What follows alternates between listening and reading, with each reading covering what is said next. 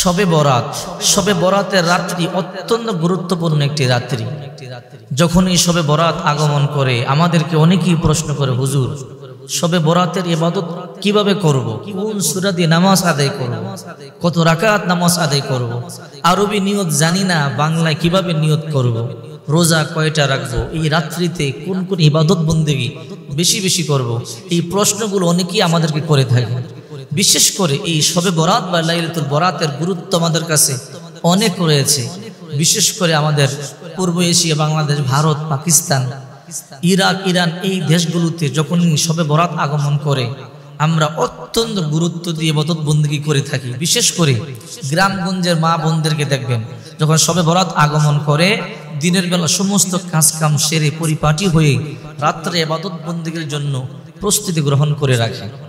তো আসলে এই রাত্রিতে আমরা কি কি ইবাদত করব, কিভাবে করব, নামাজ কত রাকাত আদায় করব, কিভাবে নামাজ পড়ব, যারা আরবি নিয়ত জানি না বাংলায় কিভাবে নিয়ত করব, বিস্তারিত আলোচনা আপনাদের সামনে আমি করব।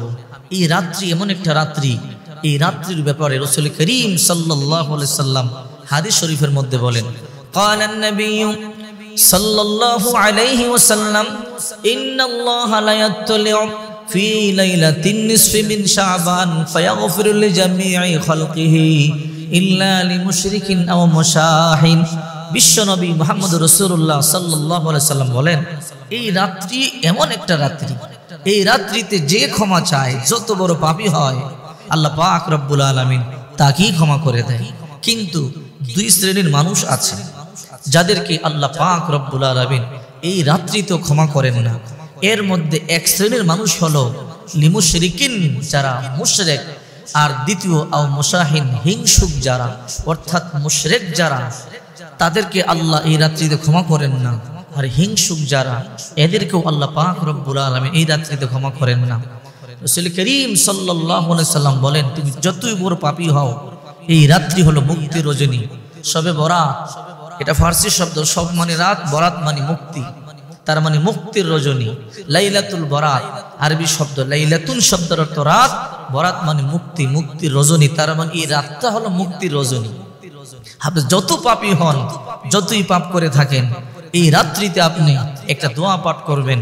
রাসূল করিম সাল্লাল্লাহু আলাইহি সাল্লাম আম্মা জান আয়েশা সিদ্দিকা রাদিয়াল্লাহু তাআলা আনহাকে দোয়াটা শিক্ষা দিয়েছে। আম্মা জান আয়েশা সিদ্দিকা রাদিয়াল্লাহু তাআলা আনহা বলেন, ইয়া রাসূলুল্লাহ, যদি আমি লাইলাতুল বরাত পেয়ে যাই, অর্থাৎ শবে বরাত পেয়ে যাই, ওগো নবীজি আমি কোন দোয়াটা পাঠ করব, আমি আল্লাহর কাছে কোন দোয়ার মাধ্যমে ক্ষমা চাইব? বিশ্বনবী মুহাম্মদুর রাসূলুল্লাহ সাল্লাল্লাহু আলাইহি ওয়াসাল্লাম বলেন, হে আয়েশা, যদি তুমি লাইলাতুল বরাত পেয়ে যাও, শবে বরাত পেয়ে যাও, তবে তুমি এই দোয়াটি বেশি বেশি পাঠ করবা। আল্লাহুম্মা ইন্নাকা আফুউন তুহিব্বুল আফওয়া ফাফু আন্নী, আল্লাহুম্মা ইন্নাকা আফুউন তুহিব্বুল আফওয়া ফাফু আন্নী। আয় আল্লাহ, আপনি ক্ষমাকারী, আপনি ক্ষমা পছন্দ করেন, আপনি আমাকে ক্ষমা করে দেন। হে আয়েশা, এই দোয়াটি যদি পড়তে পারো, আল্লাহ তোমার জিন্দেগির গুনাহগুলো মাফ করে দেবে। তো আসুন, এই রাত্রিতে নামাজ কিভাবে পড়বেন, কত রাকাত পড়বেন, কোন সূরা দিয়ে পড়বেন, আরেকটা বিষয় আমাদের জানা দরকার। 2025 সালের শবে বরাত কবে? 2025 সালের শবে বরাত হলো 14ই ফেব্রুয়ারি দিবাগত রাত। তারিখটা মনে রাখবেন, 14ই ফেব্রুয়ারি দিবাগত রাত, অর্থাৎ জুমার দিন দিবাগত রাত এই বছর শবে বরাত পড়েছে। আল্লাহ চাহে তো এই রাত্রিতে ইবাদত বন্দেগী করবেন। তো আসলে নামাজটা কিভাবে পড়বেন, রোজা কয়টা রাখবেন, নিয়তটা কিভাবে করবেন, আর এই নামাজ কোন সূরা দিয়ে পড়তে হয়, এই বিষয়গুলো আজকে ক্লিয়ার করব। এর আগে আরেকটা হাদিস শুনে নেই। বিশ্বনবী মুহাম্মদুর রাসূলুল্লাহ সাল্লাল্লাহু আলাইহি ওয়াসাল্লাম একদিন বড় লম্বা সাজদা দিয়ে সালাত আদায় করতেছিলেন। অনেক লম্বা সাজদা দিলেন। বিশ্বনবী মুহাম্মদুর রাসূলুল্লাহ সাল্লাল্লাহু আলাইহি ওয়াসাল্লাম এমন লম্বা সাজদা দিলেন, কিন্তু মাথা উঠাইতেছে না। আম্মা জান আয়েশা সিদ্দিকা রাদিয়াল্লাহু তাআলা আনহা বড় ভয় পেয়ে গেলেন। বিশ্বনবী মুহাম্মদুর রাসূলুল্লাহ সাল্লাল্লাহু আলাইহি ওয়াসাল্লাম কি ইন্তেকাল করলো নাকি, রবের ডাকে সারা দিয়ে চলে গেল নাকি? আম্মা জান আয়েশা বলেন, আমার বড় ভয় হয়ে গেল। এরপর আমি বিশ্বনবী মুহাম্মদুর রাসূলুল্লাহ সাল্লাল্লাহু আলাইহি ওয়াসাল্লামের পায়ের আঙ্গুলের মধ্যে চিমটি কাটলাম। আমি আল্লাহর হাবিবকে চিমটি দিয়া বুঝতে চাইলাম আল্লাহর পয়গম্বর জিন্দা আছে কিনা। যদি বিশ্ব নবী জিন্দা থাকেন তাহলে পা নাড়া দিবে। বিশ্ব নবীও বুঝতে পারলেন আয়েশা ভয় পেয়ে গেছে। এই জন্য আল্লাহর হাবিবের পায়ে যখন চিমটি দিলেন বিশ্ব নবী নাড়া দিয়ে বুঝালেন, আয়েশা আমার ইন্তেকাল হয় নাই, আমি এখন পর্যন্ত জিন্দা আছি। বিশ্বনবী মুহাম্মদুর রাসূলুল্লাহ সাল্লাল্লাহু আলাইহি ওয়াসাল্লাম যখন নামাজ শেষ করলেন, নামাজ শেষ করবার পরে আল্লাহর হাবিব বললেন, আয়েশা তুমি কি মনে করেছো আমি কি তোমার আমানতের খেয়ানত করেছি, আমি কি তোমার হক নষ্ট করেছি? নবী না। আয়েশা তুমি কি মনে করেছো আমি রবের ডাকে সাড়া দিয়ে চলে গেলাম? বলে বিশ্বনবী আমার বড় ভয় হয়েছে। আল্লাহর হাবিব বললেন, আয়েশা তুমি কি জানো না আজকে কোন রাত? ও নবী কোন রাতে? আয়েশা আজকে হলো শবে বরাতের রাত। এই রাত্রিতে আল্লাহ পাক রব্বুল আলামিন সৃষ্টি জগতের প্রতি রহমতের দৃষ্টি দিয়ে থাকেন। ইন্নাল্লাহা লা ইয়াত্তালিউ ফি লাইলাতিন নিসফি মিন শাবান ফায়াগফিরু লিজামিই খালকিহি ইল্লা লিমুশরিকিন আও মুশাহিদ। হে আয়েশা এই রাত্রিতে আল্লাহ তাআলা সাধারণ ক্ষমা ঘোষণা করে থাকেন। যে আল্লাহর কাছে ক্ষমা চায় আল্লাহ তাআলা তাকে ক্ষমা করে থাকেন, কিন্তু দুই শ্রেণীর মানুষকে আল্লাহ ক্ষমা করেন না।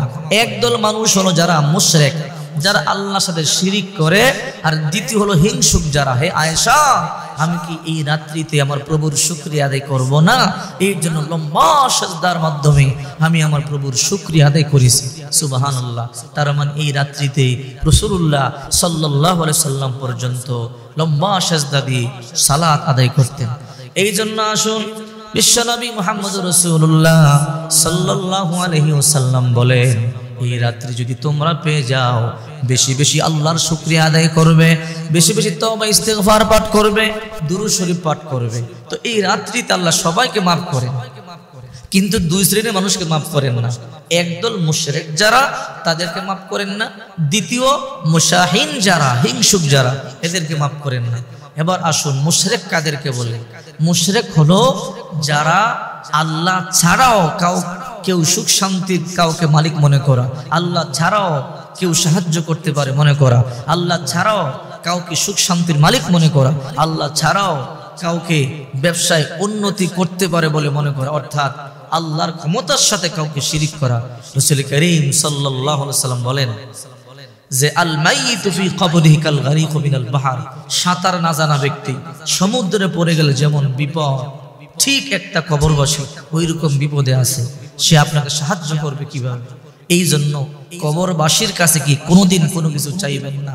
সে যত বড় আল্লাহর ওলি হোক, তার নিজের খবরই তো নিজে জানে না আমি কি জান্নাতি না জাহান্নামী, আল্লাহ কি আমাকে মাফ করে দেয় নাকি আল্লাহ আমাকে জাহান্নামের বেরি পড়ায় জাহান্নামে ফালায়া দেয়। এই জন্য সাবধান, কবরের কাছে গিয়ে মাথা নত করবেন না, কবরের কাছে গিয়া মাজারে গিয়া ছেলে চাবেন না, মেয়ে চাবেন না, সুখ শান্তি চাবেন না, বিদেশের ভিসা চাবেন না। যা কিছু চাওয়া দরকার আল্লাহর কাছে চাবেন, আল্লাহ পাক রব্বুল আলামিন আপনাকে সব কিছু দিবেন। এই জন্য বিশ্বনবী মুহাম্মদুর রাসূলুল্লাহ সাল্লাল্লাহু আলাইহি ওয়াসাল্লাম বলেন, ইযা কানাত লাইলাতুন নিসফি মিন শাবান ফাকুমু লাইলাহা ওয়া সুমু ইয়াওমাহা ফাইন্নাল্লাহ তাআলা ইয়ানজিলু ফিহা লিগুরুবিশ শামসি ইলাস সামাঈদ দুনিয়া আলা মিন মুস্তাগফিরিন ফাগফির লাহু আলা মুস্তারজিকিন ফারযুকু আলা মুবতালান ফাউআফিয়াহু আলা কাযা হাত্তা ইয়াতলুআল ফজর। ইবনে মাজাহ শরীফের হাদিস।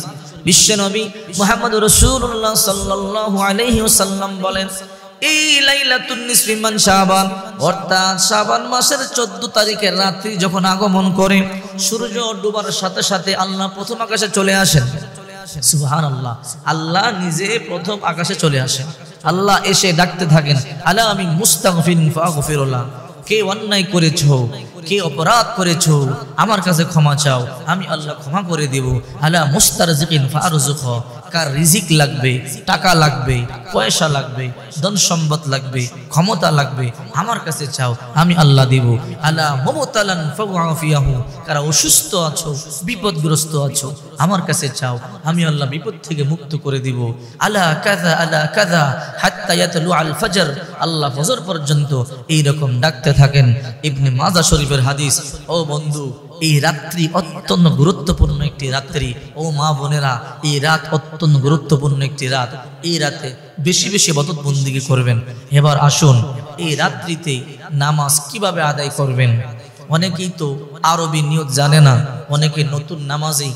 যারা আরবি নিয়ত জানেন ভালো কথা, আর যারা আরবি নিয়ত না জানেন তারা নিয়ত করবেন 2 রাকাত নফল সালাত আদায় করিতেছি, আল্লাহু আকবার। মনে রাখবেন, নফল নামাজ 2 রাকাত যতক্ষণ পর্যন্ত আপনার ইচ্ছে হয় পড়বেন, গোনার কোনো প্রয়োজন নেই। আল্লাহ সবকিছুর হিসাব ভালো করে জানেন। 2 রাকাত করে নামাজ আদায় করবেন, নফল নামাজ। নফল নিয়ত, বাংলায় নিয়ত কিভাবে করবেন? আমি 2 রাকাত নফল নামাজ আদায় করিতেছি, আল্লাহু আকবার। এরপরে সানা পড়বেন, সুবহানাকাল্লাহুম্মা ওয়া বিহামদিকা ওয়া তাবারাকা ইসমুকা ওয়া তাআলা জাদ্দুকা ওয়া লা ইলাহা গায়রুক। এরপর আউযু বিল্লাহি মিনাশ শাইতানির রাজীম, বিসমিল্লাহির রহমানির রহিম, আলহামদুলিল্লাহি রাব্বিল আলামিন, আর রহমানির রহিম, মালিকি ইয়াউমিদ্দিন, ইয়্যাকা না'বুদু ওয়া ইয়্যাকা নাস্তাঈন, ইহদিনাস সিরাতাল মুস্তাকিম, সিরাতাল লাযীনা আন'আমতা আলাইহিম গায়রিল মাগদুবি আলাইহিম ওয়ালাদ-দাল্লিন, আমিন। বিসমিল্লাহির রহমানির রহিম।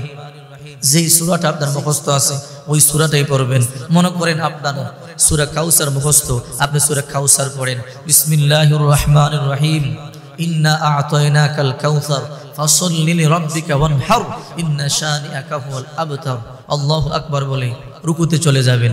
সুবহান রাব্বিয়াল আযীম, সুবহান রাব্বিয়াল আযীম, সুবহান রাব্বিয়াল আযীম 3 বার 5 বার 7 বার পাঠ করে সামি আল্লাহু লিমান হামিদা, রব্বানা লাকাল হামদ হামদান কাসীরান তাইয়িবান মুবারাকান ফি। এরপরে রুকুতে চলে যাবেন, সিজদায় চলে যাবেন, আল্লাহু আকবার বলে সুবহান রাব্বিয়াল আ'লা, সুবহান রাব্বিয়াল আ'লা, সুবহান রাব্বিয়াল আ'লা 3 বার 5 বার 7 বার পাঠ করবেন। এরপরে 2টা সিজদা দিয়ে সিজদা থেকে উঠে আবার বিসমিল্লাহির রহমানির রহিম বলে সূরা ফাতিহা পাঠ করবেন, আলহামদু সূরা। এরপরে আরেকটা সূরা আপনার মনে করে সূরা ইখলাস মুখস্থ, আপনি কুল হুয়াল্লাহু আহাদ আল্লাহুস সামাদ এই সূরা দিয়ে 2 রাকাত নামাজ আদায় করবেন। এরপরে আপনি সালাম ফিরাবেন, 2 রাকাত আদায় হয়ে গেল। এই রকম যদি আর কোন সূরা না পারেন, শুধু ইখলাস আর কুল সূরা কাউসার আর ইখলাস পারেন, এই 2 সূরা দিয়ে আপনি শত রাকাত নামাজ আদায় করতে পারবেন। তবে হ্যাঁ, অন্যান্য সূরা পারলে ওই সূরাগুলো দিয়ে ঘুরে ঘুরে নামাজ আদায় করবেন। এই শবে বরাতের জন্য স্পেশাল কোনো নিয়ত নাই, স্পেশাল কোনো নামাজ নাই। আসলে এই রাত্রিটা দামি, এই রাত্রিতে ইবাদত করলে ওই ইবাদতটা দামি হয়ে যায়।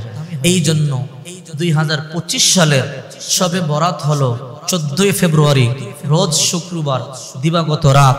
চমৎকার একটা দিন শুক্রবার পড়েছে। এমনিতেই তো জুমার দিন অনেক দামি। এই জন্য আমি মহিলা মা বোনদেরকে বলবো, যুবক ভাইদেরকে বলবো, যারা নতুন নামাজি, যারা শবে বরাত সম্পর্কে জানেন না, নামাজ কিভাবে আদায় করবেন জানেন না, একেবারে সহজ পদ্ধতি, 2 রাকাত করে নফল নামাজ আদায় করবেন। বাংলায় নিয়ত করবেন, আমি 2 রাকাত নফল নামাজের নিয়ত করলাম, আল্লাহু আকবার। অথবা আমি 2 রাকাত নফল নামাজ আদায় করিতেছি, আল্লাহু আকবার বলে আপনি 2 রাকাত নামাজ আদায় করবেন। এরপরে কিছুক্ষণ পর 4 রাকাত পরে কিছুক্ষণ বসে দোয়া পড়বেন, দুরূদ শরীফ পাঠ করবেন, ইস্তেগফার পাঠ করবেন, কোরআন তেলাওয়াত যদি পারেন কোরআন তেলাওয়াত করবেন, অথবা জিকির করতে থাকবেন। এরকম করে করে নফল ইবাদতের মাধ্যমে রাত্রি যাপন করবেন। এরপরে সাহারি খাবেন, পরের দিন একটা রোজা রাখবেন। রাসূল করিম সাল্লাল্লাহু আলাইহি ওয়াসাল্লাম বলেন, ওয়াকুমু লাইলাহা ওয়া সুমু ইয়াওমাহা, রাত্রি বেলা তোমরা রাত্রি যাপন করবে ইবাদত বন্দেগীর মাধ্যমে, দিনের বেলা রোজা রাখবে।